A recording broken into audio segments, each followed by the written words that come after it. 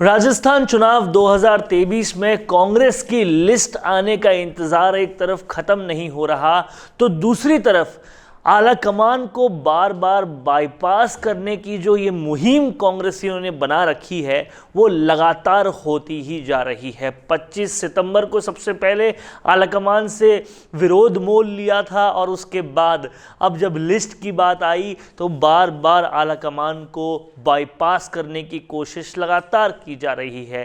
List आने से पहले ही मुख्यमंत्री अशोक गहलोत का एक प्रेस कॉन्फ्रेंस कर देना वो अपने आप में आलाकमान को बाईपास करने का सबसे पहला उदाहरण था, जब बिना आलाकमान के कहे उन्होंने स्वघोषित तरीके से इनडायरेक्टली कह दिया कि वो ही मुख्यमंत्री रहने वाले हैं। और उसके अलावा अगर उसके आगे भी देखा जाए तो बगावत करने वाले तमाम सारे लोगों को मैंने बिल्कुल भी उनको टिकट नहीं देने के लिए नहीं कहा। तो ये कहीं ना कहीं बताता है वापस से उस बगावत का नाम देना मुख्यमंत्री गहलोत कर रहे हैं, ये भी आलाकमान को बाईपास करना है। और हद तो तब हो गई जब प्रियंका गांधी के सामने ही आलाकमान को बाईपास किया गया, बिना टिकट आए दौसा के 5 लोगों को के लिए वोट मांगने की अपील कर दी गई। तो ये साफ तौर पे बताता है कि आलाकमान की नज़रअंदाजी या तो खुले तौर पे हो रही है या फिर कांग्रेस में आलाकमान मुख्यमंत्री गहलोत ही है। और इससे साफ तौर पे पता चलता है कि राजस्थान में कांग्रेस की स्थिति क्या है। और ये तो तब है जब अभी तक लिस्ट आई नहीं है। लिस्ट आने के बाद बगावत की क्या स्थिति होगी ये देखने वाली बात है, जहां पर एक तरफ मुख्यमंत्री गहलोत उस बगावत को याद दिलाते हैं जो सचिन पायलट समर्थकों ने मानेसर में जाके की थी, तो वहीं दूसरी तरफ सचिन पायलट भी हंसते हंसते उस अनुशासनहीनता को याद दिलाते हैं जो 25 सितंबर को हुई थी। और उन्होंने भी ये कहा, उन अनुशासनहीनों के खिलाफ मैंने भी कुछ नहीं कहा।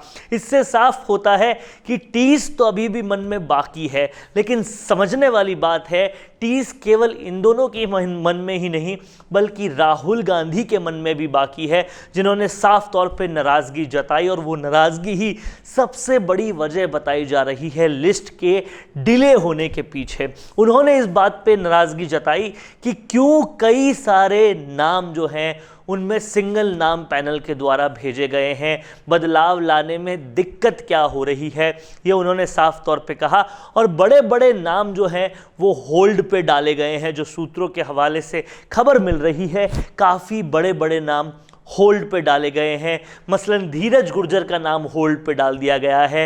अभी महेश जोशी के नाम पे बहुत बड़ा संशय बना हुआ है क्योंकि 25 सितंबर की घटना के, आलाकमान की नाफरमानी के और आलाकमान को नज़रअंदाज करके, उनको बाईपास करके, उनका पूरी तरह से इंसल्ट करने के 2 जो सबसे बड़े आरोपी थे वो कहीं ना कहीं महेश जोशी और शांति धारीवाली थे। इन दोनों के टिकट पे गाज गिरनी तय मानी जा रही है, जिसकी वजह से ही कहीं ना कहीं ये डिले हो रहा है टिकट। हालांकि मुख्यमंत्री गहलोत इनके लिए पूरी तरह से बैटिंग कर रहे हैं। जो पहले नाराज़ हुए थे अजय माकन, उनको मनाने की भी बहुत कोशिश की गई। तमाम सारे लोग दिल्ली चक्कर काटते काटते थक नहीं रहे।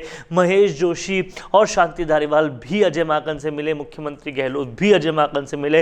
लेकिन अब देखने वाली बात यह होगी कि महेश जोशी को टिकट मिलता है या नहीं, क्योंकि राहुल गांधी तो साफ नज़र आ रहा है कि बदलाव चाहते हैं, लेकिन क्या ये बदलाव सोनिया गांधी भी चाहती है और अशोक गहलोत भी चाहते हैं, ये देखने वाली बात होगी।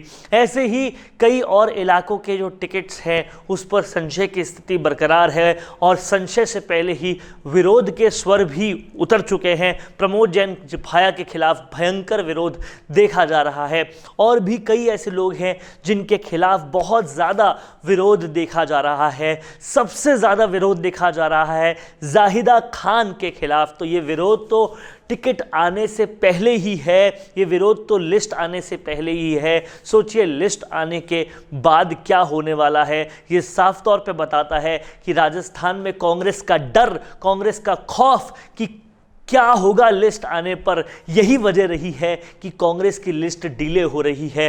राहुल गांधी की नाराजगी भी एक वजह है। अब ऐसे में ये जो लिस्ट का डिले है, ये तमाम सारे उन कैंडिडेट्स को डर में डाल रहा है जो कहीं ना कहीं पूरी तरह से तैयार बैठे हैं विधायक का चुनाव लड़ने को। अब देखते हैं उनकी तैयारी रंग लाती है या फिर कांग्रेस अपनी नीति में बदलाव लाती है, या फिर ये तय हो जाता है कि आलाकमान तो मुख्यमंत्री गहलोत ही हैं, बाकी सिर्फ नाम के खिलौने हैं।